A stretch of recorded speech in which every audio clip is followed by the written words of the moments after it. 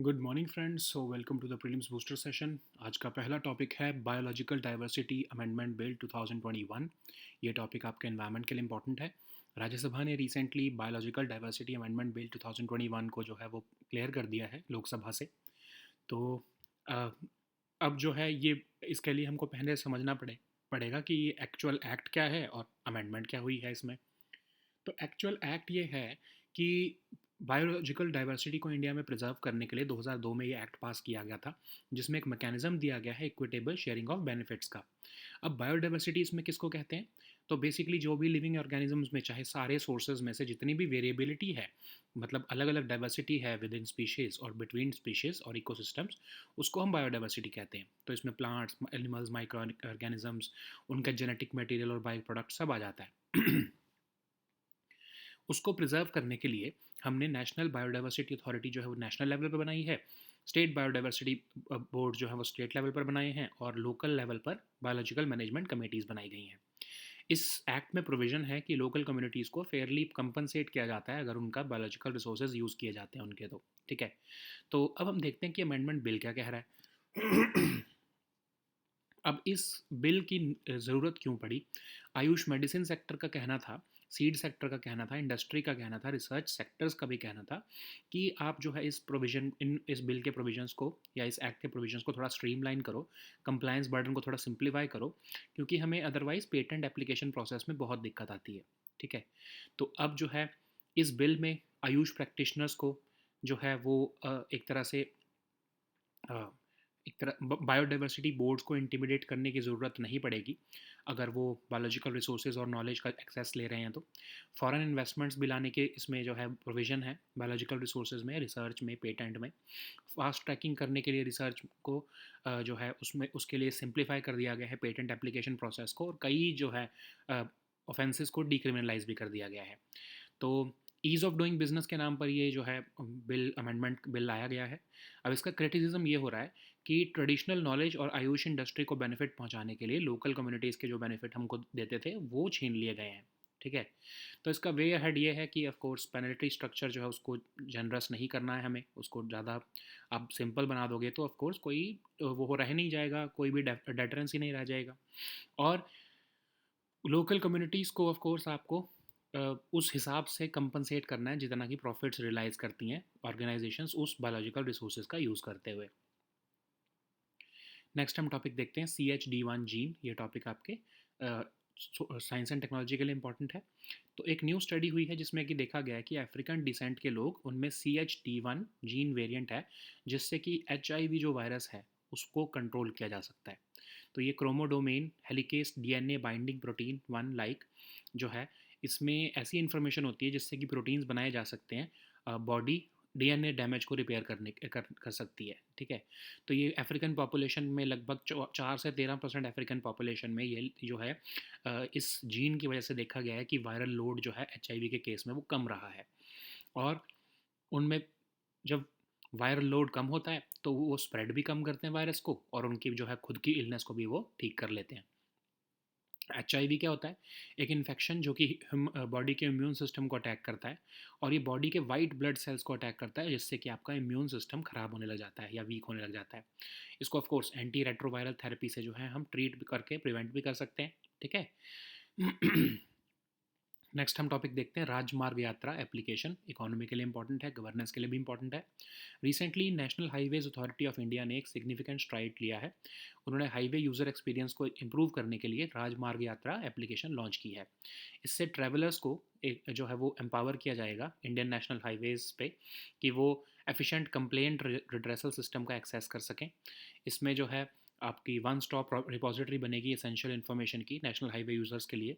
Real time weather conditions, timely broadcast notifications, details जो कि nearby toll plazas, petrol pumps, hospitals, hotels, ये सब जो है वो अब मिल पाएगा। और इस ऐप में इनबिल्ट कंप्लेंट रिड्रेसल सिस्टम होगा, एस्केलेशन मैकेनिज्म होगा। यूज़र्स जो हैं वो आसानी से हाईवे रिलेटेड इश्यूज़ को रिपोर्ट कर पाएंगे। कंप्लेंट जो है वो बहुत ही अच्छे से टाइम बाउंड मैनर में जो है वो एड्रेस की जाएंगी, और सिस्टम जनरेटेड एस्केलेशंस इसमें किए जाएंगे। ठीक है।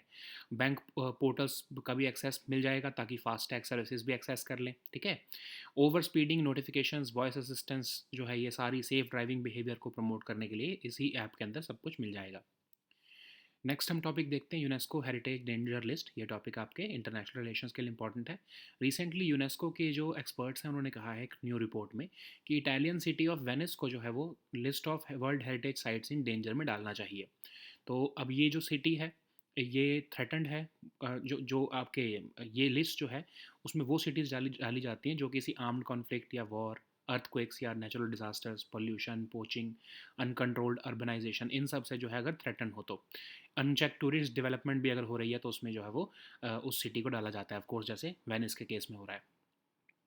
अब ये गाइडलाइंस और क्राइटेरिया इसका दिया गया है 1972 में वर्ल्ड हेरिटेज कन्वेंशन द्वारा। तो यूनेस्को आपको क्या है, स्पेशलाइज्ड एजेंसी है यूएन की, 1946 में बनाई गई थी, और एजुकेशन, साइंस और कल्चर पर इसका फोकस रहता है। ठीक है। परमानेंट हेडक्वार्टर इसका पेरिस में है, और ये यूएन इकोसॉक का ही एक पार्ट है। नेक्स्ट हम टॉपिक देखते हैं आइंस्टाइन क्रॉस। ये टॉपिक आपके साइंस एंड टेक के लिए इंपॉर्टेंट है। रिसेंटली एस्ट्रोनॉमर्स ने एक स्टनिंग आइंस्टाइन क्रॉस को जो है वो डिस्कवर किया है, जो कि स्प्लिट कर रहा है और मैग्नीफाई कर रहा है लाइट को फार डेप्थ फ्रॉम द यूनिवर्स से। तो ये आइंस्टाइन क्रॉस क्या होता है, बेसिकली 1915 में इसको एल्बर्ट आइंस्टाइन ने ही प्रोडिक्ट किया था कि कैसे मैसिव ऑब्जेक्ट्स जो हैं वो यूनिवर्स को जो है को जो है एक तरह से स्प्लिट कर रहे हैं या वार्प कर रहे हैं उसके फैब्रिक को, जिसको हम स्पेस टाइम कहते हैं। तो इसमें हो क्या रहा है कि एक मेन गैलेक्सी है जैसे जो 5.998 बिलियन लाइट ईयर्स अवे है, वो गैलेक्सी जो है 11.179 बिलियन लाइट ईयर्स अवे वाली दूसरी गैलेक्सी को की लेंसिंग कर रही है।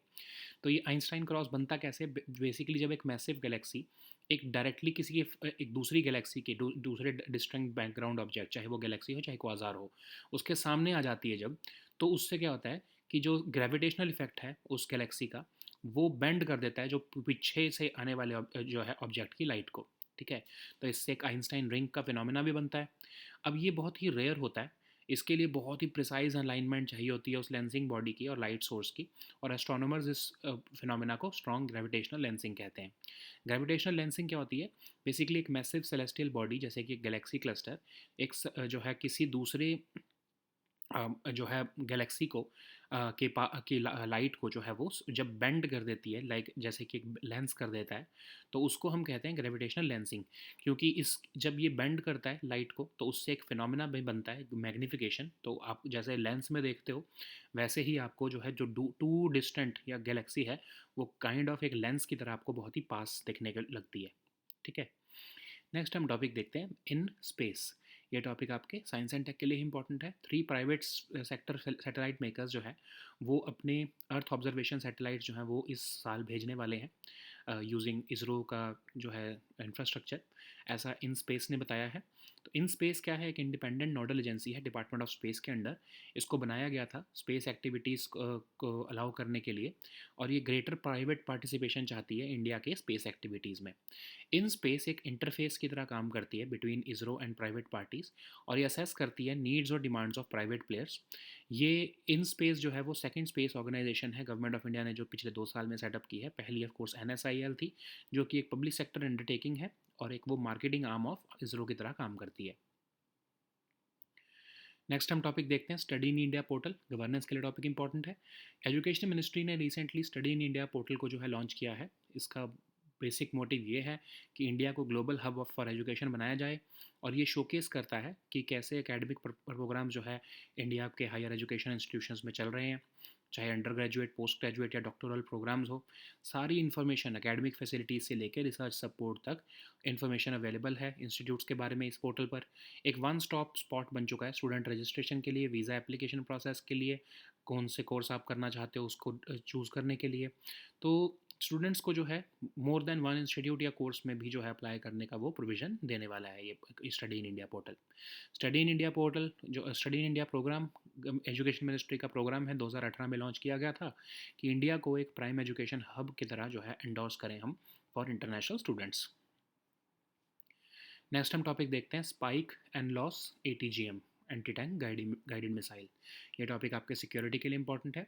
तो इंडियन एयरफोर्स ने रिसेंटली इसराइल के spike non line of site anti tank guided missiles जो है वो रिसीव किए हैं। तो ये spike non line of site anti tank guided missile एक फायर एंड फॉरगेट प्रिंसिपल पर चलता है, और ये रफेल एडवांस डिफेंस सिस्टम जो कि इसराइली कंपनी है उसने ऑफ कोर्स इसको बनाया है। Man portable vehicle launched, helicopter launch variants इसके जो हैं तीनों अवेलेबल हैं। डिफेंस फोर्सेस ऑफ इसराइल और अनदर 38 कंट्रीज़ जो हैं उन्होंने इसको जो इसको है वो यूज़ करती हैं, इंक्लूडिंग इंडिया। ये 30 किलोमीटर तक के टारगेट को हिट कर सकता है, और ये जो है लॉन्च ऑपरेटर इसमें डेटा लिंक भी लगा हुआ है ऑफ कोर्स, जिससे कि लॉन्च ऑपरेटर कंट्रोल कर सकता है मिसाइल की फ़्लाइट को। ठीक है, और कई तरह के वॉरहेड्स भी इसमें आर्म्ड हैं। ठीक है, ताकि टैंक्स को डिस्ट्रॉय किया जा सके, एयर डिफेंस सिस्टम्स को डिस्ट्रॉय किया जा सके। So now let us see all these topics in English. So the first topic is Biological Diversity Amendment Bill 2021. So recently Rajya Sabha has passed the Biological Diversity Bill 2021, and actually it has amended the Biological Diversity Act of 2002, which provides for preservation of biological diversity in India, and it also provides a mechanism for equitable sharing of benefits. Okay, you know that biodiversity is basically the variability among living organisms from all sources, and it includes plants, animals, microorganisms, and even their genetic material and byproducts. So at the level of central government, there is this National Biodiversity Authority, which is functioning at the national level.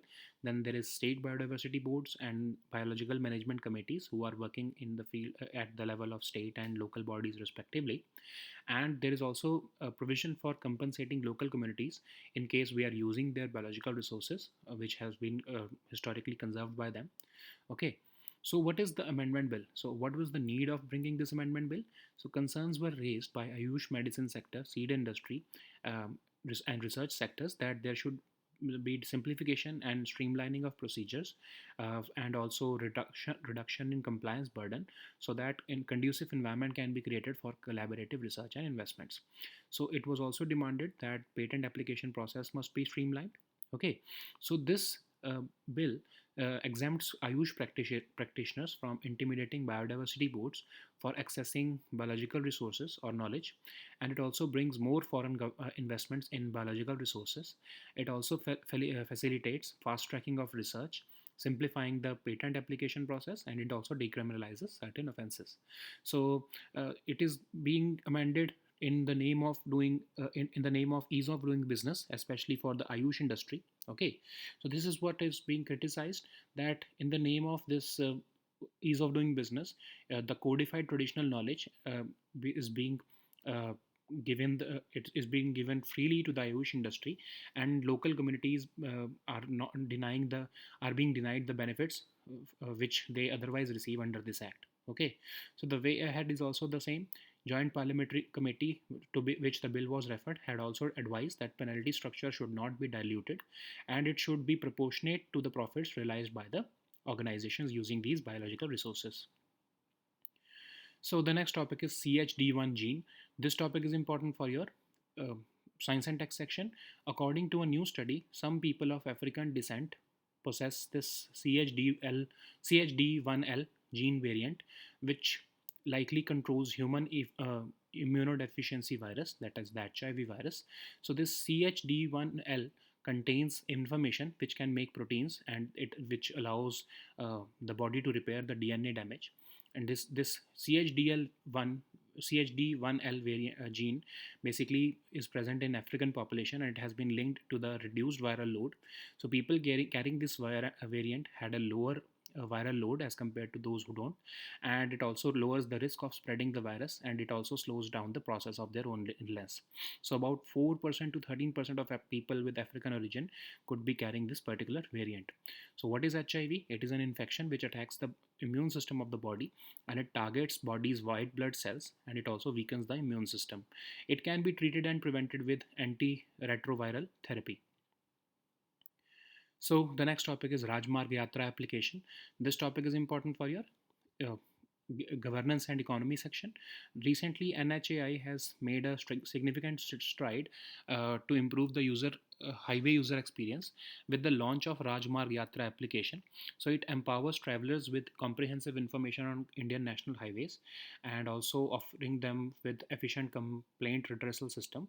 So this will be a one-stop repository of essential information for national highway users. It also gives real-time weather conditions, timely broadcast notifications, and access to details about nearby toll plazas, petrol pumps, hospitals, and hotels. So this app also comes with inbuilt complaint redressal and escalation mechanism.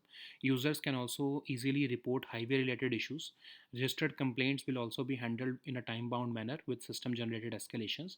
FASTag services are also being provided on this app with the various bank portals.